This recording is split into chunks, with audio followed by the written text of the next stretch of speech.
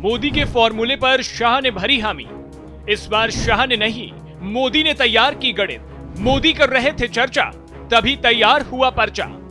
मोदी के फॉर्मूले से कटेगी सांसदों की टिकट। बीजेपी हुई तैयार, क्या सीटें आएंगी 400 पार। लोकसभा चुनाव की तारीखों का ऐलान इसी महीने हो सकता है।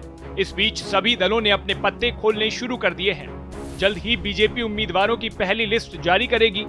लिस्ट में 100 से ज्यादा नामों को शामिल किया जा सकता है। सत्तारूढ़ पार्टी की तरफ से पहली लिस्ट में बीजेपी के दिग्गजों को टिकट दिया जा सकता है। इनमें प्रधानमंत्री नरेंद्र मोदी से लेकर रक्षा मंत्री राजनाथ सिंह तक शामिल हो सकते हैं। वहीं हाल ही में हुए विधानसभा चुनावों के अनुभव को देखते हुए बीजेपी इस बार नए कलेवर के साथ मैदान में उतरने की तैयारी में है। इधर विश्वसनीय सूत्रों के हवाले से खबर आ रही है कि इस बार बीजेपी के 60 से 70 सांसदों का टिकट कट सकता है, जिसमें कि यूपी, बिहार समेत कई राज्यों से आने वाले मंत्री भी शामिल हैं। सूत्रों की माने तो 3 मार्च को आखिरी कैबिनेट बैठक के बाद मंत्रियों के टिकट कटने की खबर आ सकती है। बैठक में यह तय किया गया है कि सरकार 2 बार जीत चुके और उम्र दराज हो चुके सांसदों को बाहर कर नए चेहरे उम्मीदवार बनाए जा सकते हैं। हालांकि 2019 में भी टिकट बांटने का पीएम मोदी का यही फॉर्मूला था। इसे ऐसे समझिए कि 2019 में 99 ऐसे सांसद थे जो लगातार 2 बार जीत चुके थे।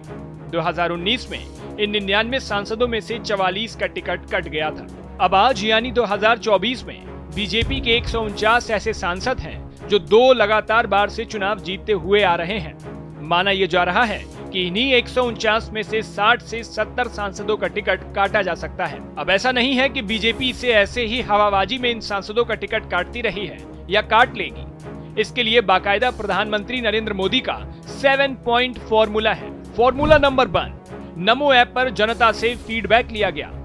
दूसरा, जनता से अपने अपने क्षेत्र के 3 सबसे लोकप्रिय बीजेपी नेताओं के नाम पूछे गए। तीसरा, पिछले 2 सालों से बीजेपी सांसदों से लगातार उनके काम के बारे में रिपोर्ट मांगी गई। चौथा, सर्वेक्षण करने वाली एजेंसियों से हर संसदीय क्षेत्र की रिपोर्ट ली गई।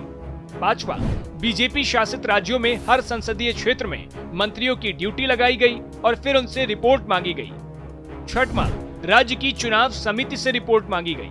सातवां, प्रदेश संगठन और आरएसएस से जमीनी फीडबैक लिया गया। बता दें कि बीजेपी की केंद्रीय चुनाव समिति ने 4 घंटे तक बैठक की है, जिसके बाद कुछ प्रमुख सीटों पर उम्मीदवारों के नामों का चयन किया गया है।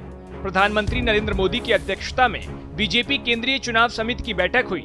ये बैठक रात करीब 10:50 पर शुरू हुई थी और देर रात 3 बजे के बाद खत्म हुई। अब प्रधानमंत्री नरेंद्र मोदी के 7 पॉइंट फॉर्मूले पर आपकी क्या राय है, हमें कमेंट बॉक्स में जरूर बताएं। बाकी की ऐसी खबरों के लिए देखते रहिए भारत एक्सप्रेस।